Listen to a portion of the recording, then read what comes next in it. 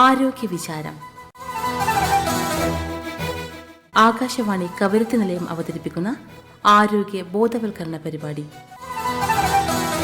ആകാശവാണി കവരത്തിയുടെ ആരോഗ്യ വിചാരം എന്ന പരിപാടിയിലേക്ക് എല്ലാ പ്രിയ ശ്രോതാക്കളെയും സ്വാഗതം ചെയ്യുന്നു.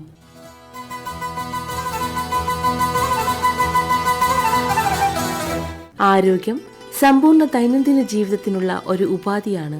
നിലനിൽപ്പിനായി മാത്രമുള്ളതല്ല. ആരോഗ്യമെന്നത് ശാരീരിക ശേഷിയിലും സാമൂഹിക വ്യക്തിപരമായ ഉപാധികൾക്ക് ഊന്നൽ കൊടുത്തുകൊണ്ടുള്ള സാക്ഷാത്തായ ഒരു സംഗതിയുമാണ്. ഇന്ന് നമ്മളോടൊപ്പമുള്ള അതിഥി കവരത്തി ഇന്ദിരാഗാന്ധി ഹോസ്പിറ്റലിലെ അനസ്തേഷ്യോളജിസ്റ്റായ കടമത്ത് ദ്വീപ് സ്വദേശി ഡോക്ടർ സെലീന. അനസ്തേഷ്യ എന്ന വിഷയത്തെക്കുറിച്ച് സംസാരിക്കുന്നു. കഴിഞ്ഞ ആഴ്ച പ്രക്ഷേപണം ചെയ്തതിന്റെ തുടർഭാഗം ഇപ്പോൾ കേൾക്കാം.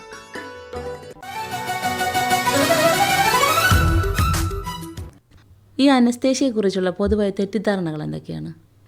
അനസ്തീഷ്യയെക്കുറിച്ച് കുറച്ചധികം തെറ്റിദ്ധാരണകളുണ്ട്. ചുരുക്കി പറയാം. എന്തായാലും നമ്മൾ അനസ്തീഷ്യ എന്ന് കേൾക്കുമ്പോൾ എല്ലാവർക്കും പേടിയാണ്, അതായത് അപകടമാണെന്നുള്ളൊരു തെറ്റിദ്ധാരണ ഉണ്ട്. പക്ഷേ ഞാൻ നേരത്തെ എക്സ്പ്ലെയിൻ ചെയ്തതുപോലെ വളരെ സുരക്ഷിതമായിട്ടാണ് നമ്മൾ അനസ്തീഷ്യ കൊടുക്കുന്നത്. ഈ ഒരു അഡ്വാൻസ്ഡ് ഈ സ്റ്റേജിൽ അനസ്തീഷ്യ സുരക്ഷിതമായിട്ട് കൊടുക്കാനുള്ള എല്ലാവിധ ഉപകരണങ്ങളും ഉണ്ട്. അതിന് വേണ്ടിയിട്ട് നമ്മൾ മോണിറ്ററിങ്ങിലാണെങ്കിലും, ഞാൻ പറഞ്ഞില്ലേ, കണ്ടിന്യൂസ് ആയിട്ട് മോണിറ്റർ ചെയ്തുകൊണ്ടാണ് അനസ്തീഷ്യ കൊടുക്കുന്നത്. അത് പിന്നെ ചിലർക്ക് ഉണ്ടാവും അനസ്തീഷ്യ കൊടുത്ത് മയക്കം നൽകിയാൽ ഉണരില്ല എന്നുള്ളൊരു തെറ്റിദ്ധാരണ. അതൊരിക്കലും ഇല്ല, ഒരിക്കലും സംഭവിക്കില്ല. അതായത് നമ്മൾ ഓരോ പേഷ്യൻറ്റിനും ഓരോ രീതിയിലാണ് അനസ്തീഷ്യ കൊടുക്കുക. അപ്പോൾ ആ പേഷ്യൻറ്റിന് ആവശ്യമുള്ള രീതിയിലുള്ള മരുന്നും ആവശ്യമുള്ള ഡോസിലും അവരെ വെയിറ്റിനനുസരിച്ചുള്ള ഡോസിലും അത് എത്ര സമയത്തേക്ക് വേണം എന്നുള്ളതും കൂടി കണ്ടിട്ടാണ് നമ്മൾ കൊടുക്കുന്നത്. അതിൽ കൂടുതൽ സമയം കൊടുക്കൂല. അത് ഇത്രയും സമയം കഴിഞ്ഞ് കഴിഞ്ഞാൽ നമ്മളത് നിർത്തുകയും ചെയ്യും. ഓപ്പറേഷൻ കഴിയുമ്പോൾ തന്നെ നമ്മൾ മരുന്നിൻ്റെ ഡോസ് കുറച്ച് വന്ന് അവരെ ഉണർത്താനുള്ള രീതിയിലോട്ട് നമ്മൾ ഈ ഒരു ഫ്ലൈറ്റ് ലാൻഡിങ് ഫ്ലൈറ്റ് എടുക്കുന്നു, അതെ. അതിന് മുന്നേ പ്രീ അനസ്തീഷ്യ ചെക്കപ്പ് ചെയ്തിട്ട് പേഷ്യന്റിനെ ഫുൾ ഫിറ്റ് ആക്കിയിട്ട് എടുക്കും. ഫിറ്റ് ഇല്ലാത്തൊരു പേഷ്യന്റ് നമ്മൾ എടുക്കൂല.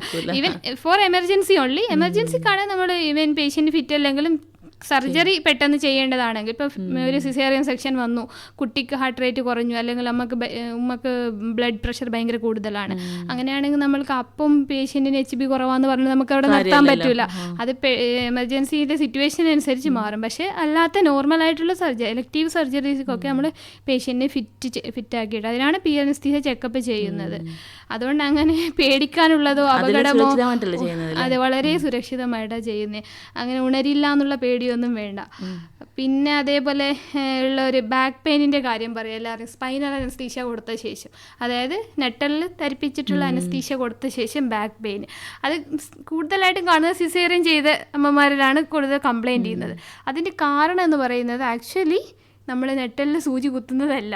അത് ഒരു സിംഗിൾ പ്രിക്കിൽ ഒരു വളരെ നേർന്ന സൂചി ആ രണ്ട് ഇതിൻ്റെ ഗ്യാപ്പിലൂടെ കയറ്റിയിട്ട് നമ്മൾ അത്രയും നേർന്നെന്ന് വെച്ചാൽ നമ്മളെ ഈ ഇതില്ലേ, എന്താ പറയുക, സാധാരണ നമുക്ക് ഇഞ്ചക്ഷൻ ലോക്കൽ ഇഞ്ചക്ഷൻ വെക്കുമ്പോൾ നിങ്ങൾക്ക് ഒരു നീഡിൽ ഉപയോഗിക്കൂലേ, അതിനേക്കാളും നേർന്ന നീഡിൽ 26 ഗേജ് എന്ന് പറയും. അത് നോക്കിയാൽ കാണും. 1 സെൻറ്റിമീറ്ററിനേക്കാളും 0.1 സെന്റിമീറ്റർ മാർക്കില്ലേ നമ്മളെ സ്കെയിലില്, അതിന്റെ അത്രയും വിട്ടാണുള്ളത്. അത് കേറുന്നത് പോലും നമ്മൾ അറിയൂല. അത് കുത്തിയിട്ട് ഇഞ്ചക്ഷൻ വെക്കുന്നു, ആ സൂചി തിരിച്ചെടുക്കുന്നു. അപ്പം അത് കാരണം ലോങ് ടൈം ബാക്ക് പെയിൻ വരുമെന്ന് പറയുന്നത് സംഭവിക്കുന്നത് എന്ന് വെച്ചാൽ നമ്മൾ നോർമൽ ഡെലിവറീൻ്റെ പ്രഗ്നൻസി സമയത്ത് നമ്മളെ മസിൽസൊക്കെ സ്ട്രെച്ച് വലിയുന്നുണ്ട് അല്ലേ, വയറത്രയും കുട്ടീനെ ഇൻക്ലൂഡ് ചെയ്യാൻ വേണ്ടിയിട്ട് വയറ് വലുതാവുന്നു. അപ്പം മസിലിനൊക്കെ റിലാക്സ്ഡ് ആയിട്ട് വരുന്നു, അതേ സ്ട്രെച്ചിങ് വരുന്നു, വലിഞ്ഞു നിൽക്കുന്നു.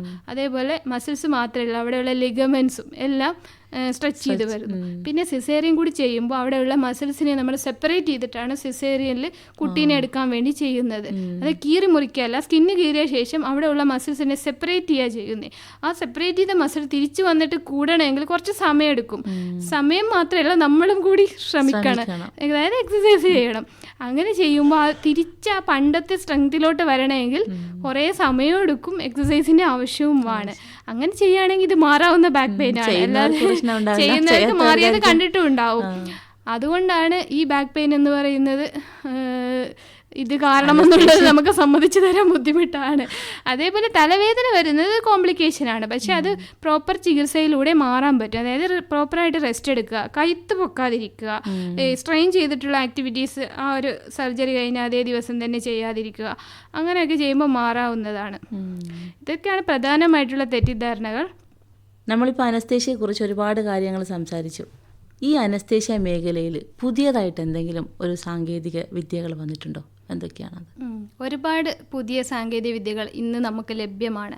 ആക്ച്വലി അതിൽ പ്രധാനപ്പെട്ട ഒന്നാണ് അൾട്രാസൗണ്ട് ഉപയോഗിച്ചുള്ള, അതായത് സ്കാനിങ് മെഷീൻ. നമ്മൾ സാധാരണ നിങ്ങൾ സ്കാനിങ്ങിനൊക്കെ പോകുമ്പോൾ സ്കാൻ മെഷീൻ വെച്ചിട്ട് നിങ്ങളുടെ എല്ലാ കാര്യങ്ങളും കണ്ടു, വയറിൽ എന്തെങ്കിലും ഉണ്ടോ, മുഴയുണ്ടോ, കഴുത്തിൽ എവിടത്തെ ആണെങ്കിൽ സ്കാൻ അല്ലെങ്കിൽ CT സ്കാൻ അതേപോലെ. പക്ഷേ ഈ അൾട്രാസൗണ്ട് എന്ന് പറയുന്നത് സാധാരണ സ്കാൻ, നമ്മൾ അൾട്രാസൗണ്ട് എന്ന് പറയില്ലേ, USG എന്ന് പറയുന്നത്, അതാണ് അൾട്രാസൗണ്ട്. ഈ അൾട്രാസൗണ്ട് ഉപയോഗിച്ച് നമ്മൾക്ക് പല പ്രൊസീജിയറും നമ്മൾ വിഷ്വലി കണ്ടുകൊണ്ട് ചെയ്യാൻ പറ്റും. പണ്ട് ബ്ലൈൻഡ് ആയിട്ട്, അതായത് കാണാതെ, ഇപ്പോൾ ഒരു നരമ്പിനെ ബ്ലോക്ക് ചെയ്യാന്ന്, നരമ്പിനെ നമ്മൾ തരിപ്പിക്കുകയാണെന്ന് വിചാരിച്ചു.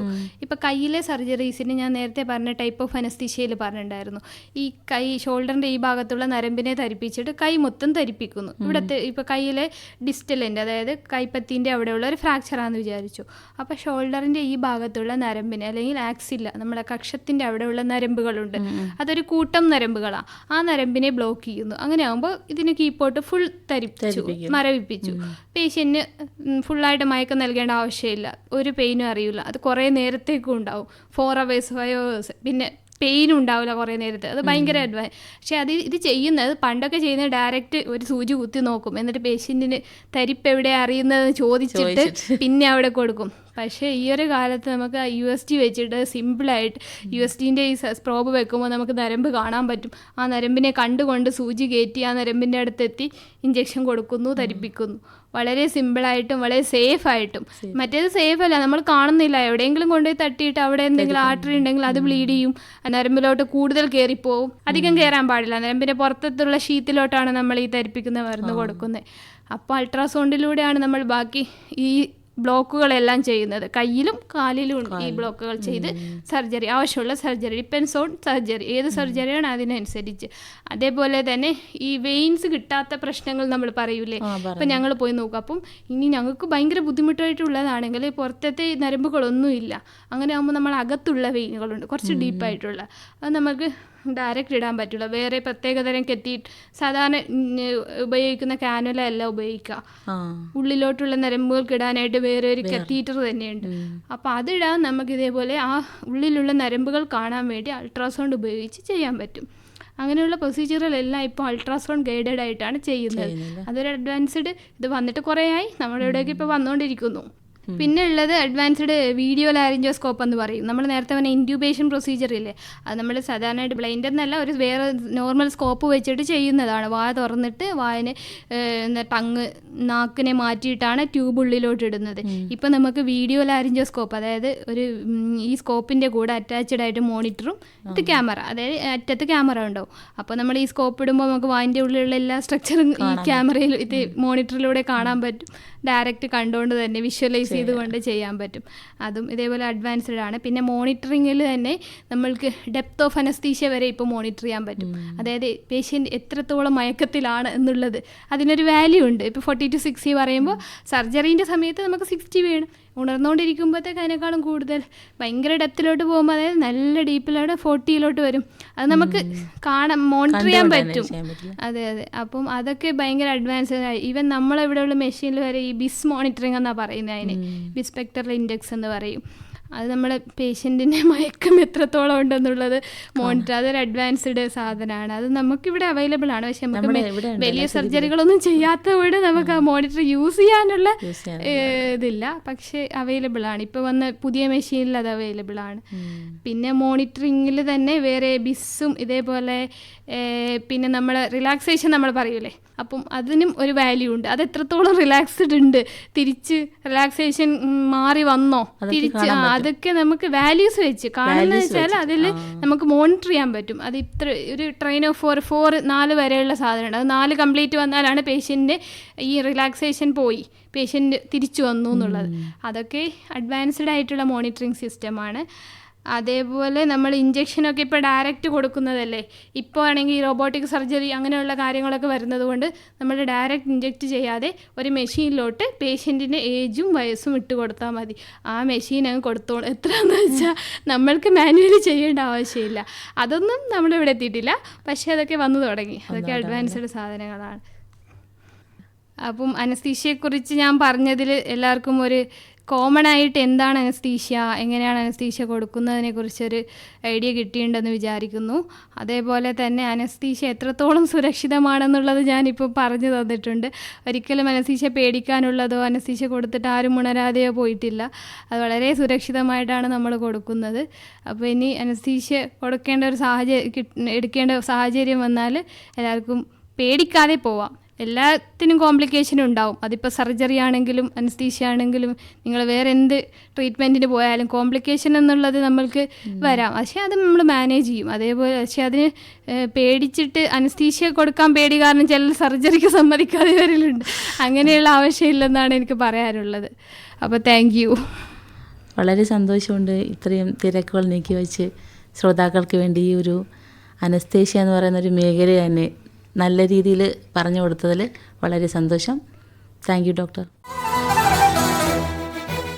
ഇന്ന് നമ്മളോടൊപ്പം ഉണ്ടായിരുന്നത് കവരത്തി ഇന്ദിരാഗാന്ധി ഹോസ്പിറ്റലിലെ അനസ്തേഷ്യോളജിസ്റ്റായ കടമത്ത് ദ്വീപ് സ്വദേശി ഡോക്ടർ സെലീന.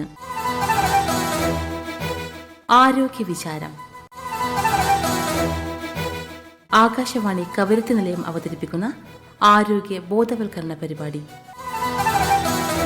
അവതരണം ഷഹനാസ് ബീഗം ചാച്ചാളകപ്പാട.